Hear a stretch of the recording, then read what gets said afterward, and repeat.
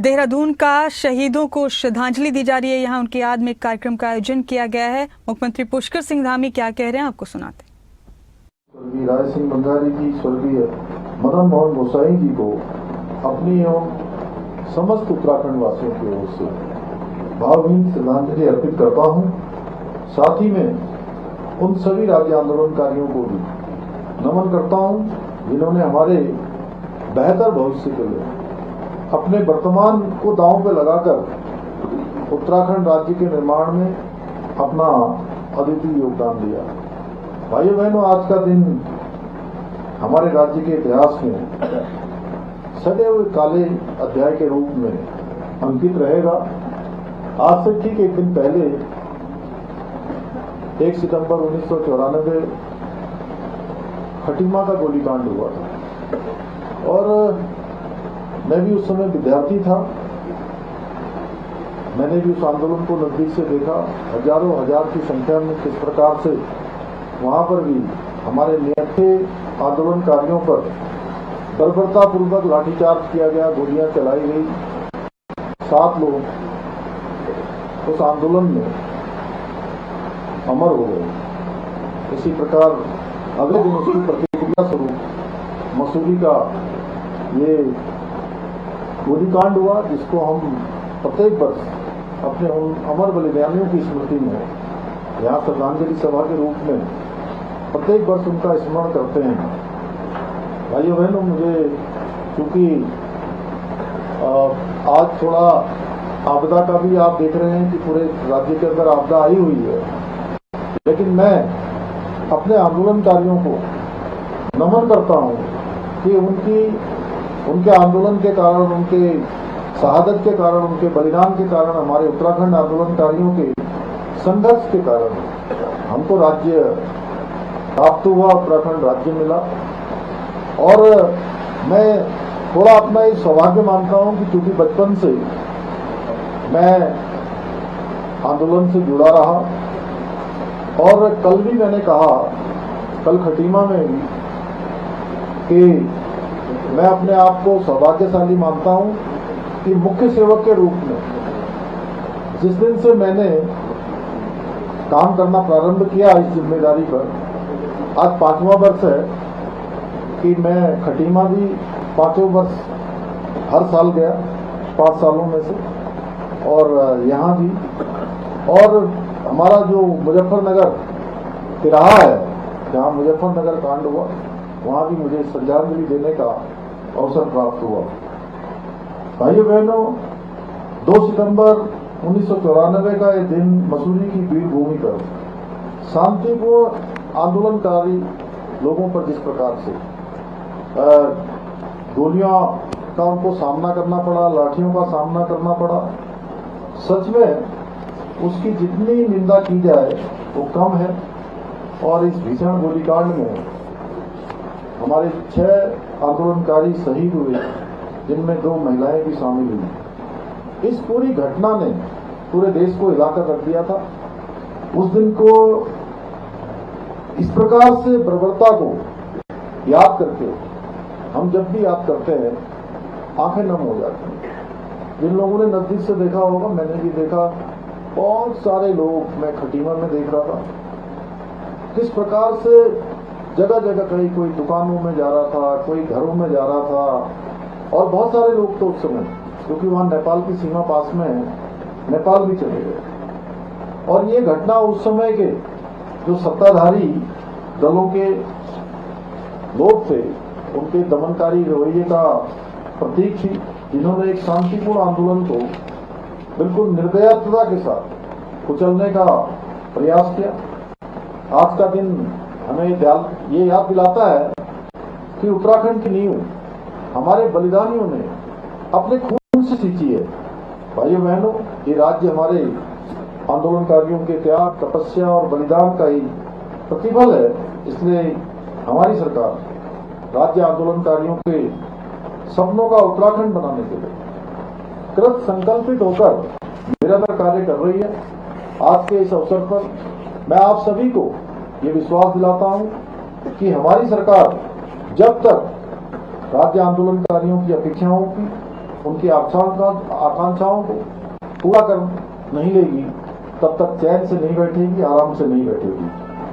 हमारी सरकार ने राज्य आंदोलनकारियों के प्रति अपनी कृतज्ञता को प्रकट करते हुए उनके आश्रितों को, जिसके लिए अभी सुभाष बर्थवाल जी ने बताया कि राज्य की विधानसभा में विधेयक लाकर 10% का क्षैतिज आरक्षण लागू किए गए। हमने शहीद आंदोलनकारियों के परिवारों को जो शुरू में 3,000 रुपये की मासिक पेंशन की सुविधा भी प्रारंभ की, साथ ही घायल और जेल गए आंदोलनकारियों को 6,000 रुपये और 4,500 रुपये प्रति माह पेंशन भी दी जा रही है। पहले के समय में राज्य आंदोलनकारियों के केवल एक आश्रित को क्षैतिज आरक्षण की व्यवस्था थी, परंतु अब जो नया विधेयक आया है उसमें चिन्हित आंदोलनकारियों की प्रत्येकता, विधवा और तलाकशुदा पुत्रियों को भी इस आरक्षण का लाभ मिल सकेगा। यही नहीं, हमारी सरकार ने चिन्हित राज्य आंदोलनकारियों को पहचान पत्र जारी करने के साथ ही 93 आंदोलनकारियों को रात की सेवाओं में सेवायोजित भी किया है। इतना ही नहीं, हमने राज्य आंदोलनकारियों के बच्चों को स्कूलों और कॉलेजों में निःशुल्क शिक्षा की व्यवस्था भी की है। इसके अलावा आंदोलनकारियों को सरकारी बसों में निःशुल्क यात्रा की सुविधा भी उपलब्ध कराई जा रही है। भाइयों बहनों, उत्तराखंड के आंदोलन में हमारी मातृशक्ति का बहुत बड़ा योगदान है और अब भी मैं किसी भी मंच पर जाता हूं, राज्य के अंदर जाता हूं, जिस प्रकार से हमारी मातृशक्ति पूरे परिश्रम के साथ, लगन के साथ और अच्छे कौशल के साथ आज जिस प्रकार से काम कर रही है, आने वाले समय में भी हमारे राज्य के अंदर जो सबसे बड़ी क्रांति होने वाली उत्तराखंड, जिसके बारे में हमारे प्रधानमंत्री श्री नरेंद्र मोदी जी ने बाबा केदार की भूमि से उनके मुंह से शब्द निकले थे कि 21वीं सदी का तीसरा दशक उत्तराखंड का दशक होगा। अगर उसको बनाने में सबसे बड़ा योगदान कोई देने वाला है तो हमारी मातृशक्ति देने वाली बेटी बैठी है। सबने एक बार ताली बजा दी है। इसी को देखते हुए हमारी सरकार ने राज्य की मातृशक्ति को नमन करते हुए राज्य सरकार की नौकरियों में महिलाओं के लिए 30% का क्षैतिज आरक्षण लागू करने का ऐतिहासिक निर्णय लिया है। भाइयों बहनों, हमारे बलिदानियों का सपना था कि एक ऐसा उत्तराखंड बने जहां हमारे उत्तराखंडी भाई बहनों के समान अधिकार हो, जहां हमारी संस्कृति, भाषा, परंपराओं का संरक्षण हो और हर व्यक्ति को सम्मान मिले। इसी उद्देश्य से पूरे देश के अंदर सबसे पहले समान नागरिक संहिता लागू करके राज्य में सभी नागरिकों के लिए समान अधिकार और कर्तव्य सुनिश्चित किए हैं। राज्य के अंदर रहने वाले अब हर वर्ग, हर पंथ, किसी भी पंथ, किसी भी जाति, किसी भी समुदाय, किसी भी वर्ग, उत्तराखंड देश का पहला राज्य हो गया है जहां सबके लिए एक समान कानून लागू हो गया है, जो भारत के संविधान की अनुच्छेद 44 में संविधान निर्माता जिसका प्रावधान कर गए। हम सबको गौरव है कि हमने संविधान निर्माताओं के सपनों को भी धरातल पर देवभूमि उत्तराखंड में सबसे पहले उतारने का काम किया है। वहीं प्रदेश के युवाओं को पूर्ण पारदर्शिता के साथ समान अवसर उपलब्ध कराने के लिए देश का सबसे प्रभावी नकल कानून भी हमने लागू किया है। आप सबको याद होगा, पहले के समय में कोई सरकारी नौकरी की भर्ती प्रक्रिया होती थी और भर्ती प्रक्रिया के तत्काल बाद वो भर्ती प्रक्रिया स्थगित हो जाती थी या विवादों में आ जाती थी। उसके बाद प्रश्न चिन्ह खड़ा हो जाता था। परीक्षा हुई और प्रश्न चिन्ह खड़ा हो गया कि इसका तो पेपर लीक हो गया, इसमें तो भ्रष्टाचार हो गया, इसका तो प्रश्न बैंक जिसको बोलते क्वेश्चन बैंक पहले बाहर आ गया, पेन ड्राइव से नकल हो गई, पर्चा लीक हो गया, माफिया हावी हो गए, जो योग्य नहीं थे वो तो भर्ती हो गए या उनका चयन हो गया। जो गरीब माता पिता के बेटे और बेटियां थी, जो योग्य भी थी और हर प्रकार से प्रतिभा और योग्यता भी रखते थे, उनका चयन में कहीं नंबर नहीं आता था।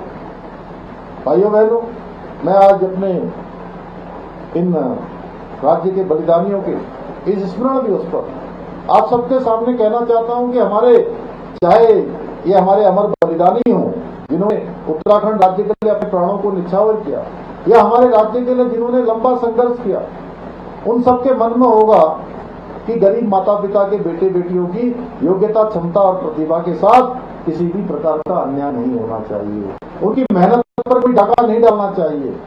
और जैसे ही मुझे मालूम चला, जैसे मेरे सामने सूचना आई कि ऐसे ऐसे नकल हुई है, ऐसे ऐसे नकल माफिया आदि है, मैंने किसी की परवाह नहीं की, क्योंकि मैंने अपने भविष्य के कर्णधारों के भविष्य का पूरी तरह से हमारे ध्यान में था कि इनके भविष्य के साथ कोई खिलवाड़ नहीं होना चाहिए। और हमने नकल माफियाओं के खिलाफ कार्रवाई का आदेश किया।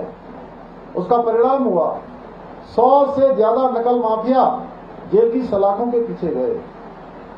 और उसके बाद आप जानते होंगे, जब हम नकल माफियाओं के खिलाफ कार्रवाई कर रहे थे तो कुछ लोग हमारे इन्हीं युवाओं को, हमारे छात्रों को, छात्राओं को बरगलाने का काम कर रहे थे, हमारे खिलाफ भड़काने का काम कर रहे थे, सड़कों पर तोड़फोड़ करने के लिए प्रेरित कर रहे थे। लेकिन हमने कहा कि हम सच्चे हैं तो साथ को क्या आज, जब नीति और नियत साफ है और हम किसी अच्छे उद्देश्य के लिए काम कर रहे हैं, तो थोड़े ही दिनों में सारे युवा नौजवानों की भी भली बात समझ में आ गया कि जो काम हो रहा है वो राज्य की भलाई के लिए हो रहा है, नौजवान युवाओं के अच्छे भविष्य के लिए हो रहा है। और सारे युवाओं को समझ में आया। और उसके बाद हम यहीं रुके नहीं, जहां हमने माफियाओं के खिलाफ कार्रवाई करी, वहीं हमने पूरे देश का सबसे कठोर नकल कानून भी लागू किया। और उस नकल कानून का ये असर हुआ। अभी हम लोग धनोल्टी के एक क्षेत्र में गए थे, वहां नैनबाग में मैंने देखा कि उस क्षेत्र से भी एसडीएम बन रहे हैं, तहसीलदार बन रहे हैं। और जो लोग, मैं टेहरी की बात नहीं कर रहा हूं, मैं मसूरी के आसपास की बात नहीं कर रहा हूं, सुदूरवर्ती चमोली जाएं, उत्तरकाशी जाएं, पिथौरागढ़, बागेश्वर, चंपावत, ऐसे सुदूरवर्ती क्षेत्रों से भी हमारे गरीब माता पिता के बेटे और बेटियां आज वो पीसीएस की परीक्षा में उत्तीर्ण हैं, उनका नंबर आ रहा है, वो भी एसडीएम बन रहे हैं, वो भी तहसीलदार बन रहे हैं। और इसका परिणाम ये हुआ है कि पिछले 3.5 वर्षों में लगभग 25,000 नौजवान युवाओं ने निष्पक्ष पारदर्शिता के साथ नौकरियां प्राप्त करने में सफलता प्राप्त की है। भाइयों बहनों, एक पृथक राज्य की परिकल्पना में हमारे प्रदेश में डेमोग्राफी संरक्षित रखने की चिंता भी शामिल थी। हमारी सरकार देवभूमि उत्तराखंड की डेमोग्राफी को बचाए रखने के लिए पूरी तरह से प्रतिबद्ध होकर निरंतरता के साथ काम कर रही है। जहां हमने प्रदेश में एक सख्त धर्मांतरण रोधी कानून लागू किया है, वहीं हमने लव जिहाद, हमारी बहन बेटियों को बहलाकर, फुसलाकर, तमाम प्रकार से अपनी पहचान छुपाकर, गलत जानकारी देकर उनके भविष्य के साथ जो खिलवाड़ किया जा रहा था, हमने उसके खिलाफ भी कठोर कार्रवाई की है। लैंड जिहाद के खिलाफ कार्रवाई की है, लव जिहाद के खिलाफ कार्रवाई की है। और थूक जिहाद जैसे कुकृत्यों के को रोकने के लिए भी हम सख्त कार्रवाई अमल में लाए हैं। आपने देखा होगा, लैंड जिहाद माफिया प्रदेश में बिना डर के कहीं पर हरा, नीला, पीला ऐसा कपड़ा डालकर हमारी बेशकीमती सरकारी जमीनों को कब्जा कर रहे थे।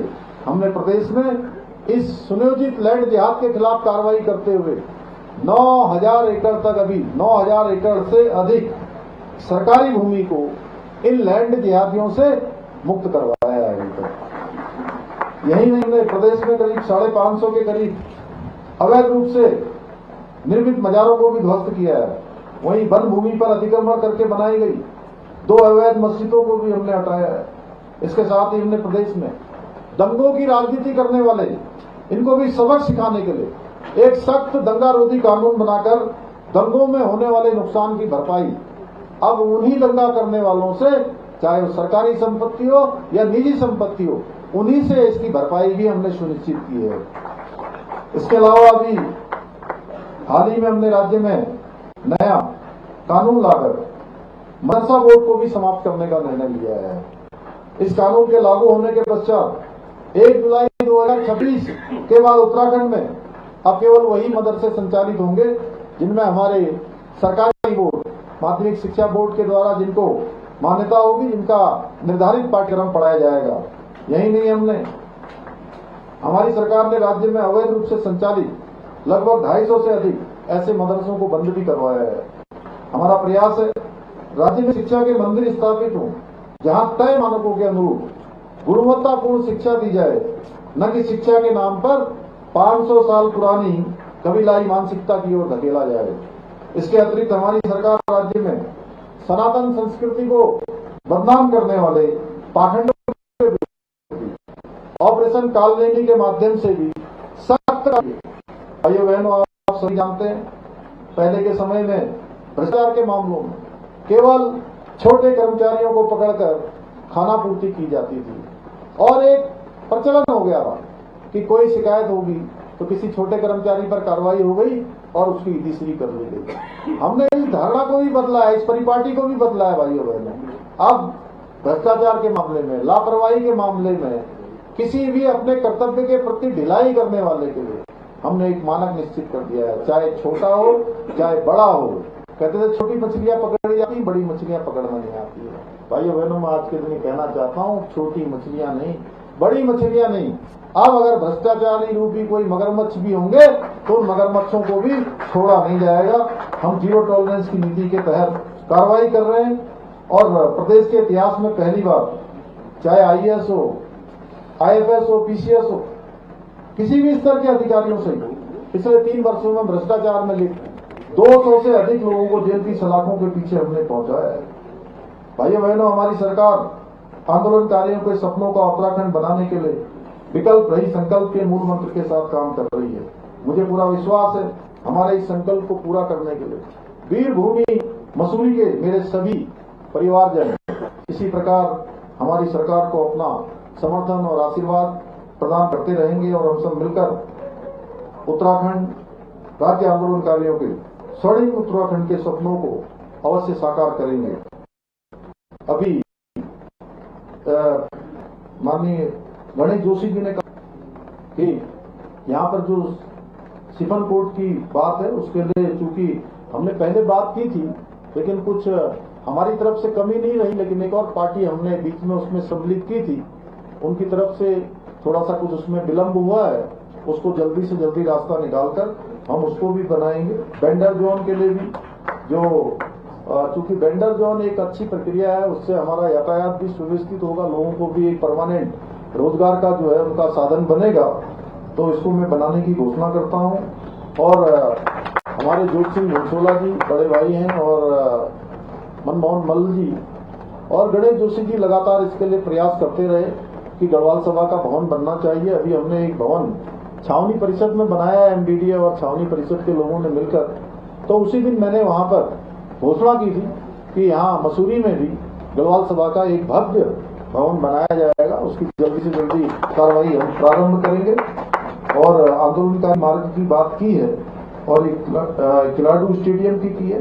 ये सारे काम हम सब आगे बढ़ाएंगे। आंदोलनकारियों के नाम पर आप सबकी इच्छा है तो निश्चित रूप से इसका आंदोलन में इसमें हमारे जिलाधिकारी यहाँ पर खड़े हैं उसका नाम चढ़ा देंगे। इसके अतिरिक्त भी आप सब लोगों ने बहुत सारे मुझे यहाँ पर अलग अलग ज्ञापन दिए हैं, जैसा आपने बताया कि हमारे के बारे में PM साहब देख लेंगे, बात कर दी है।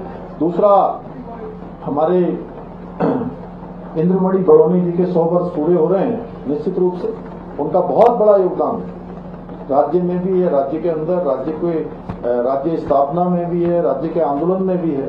निश्चित रूप से उनका जो 100 वर्ष का जो उनके पूरे होने पर कार्यक्रम है उसको हम भव्य तरीके से आयोजित करेंगे। एक बार फिर से मैं आप सभी का धन्यवाद करते हुए इसी विश्वास के साथ मैं मसूरी गोलीकांड के सभी अमर बलिदानियों को पुनः नमन करते हुए अपनी बात को समाप्त करता हूं और आप सबका धन्यवाद करता हूं। जय हिंद, जय भारत, जय उत्तराखंड।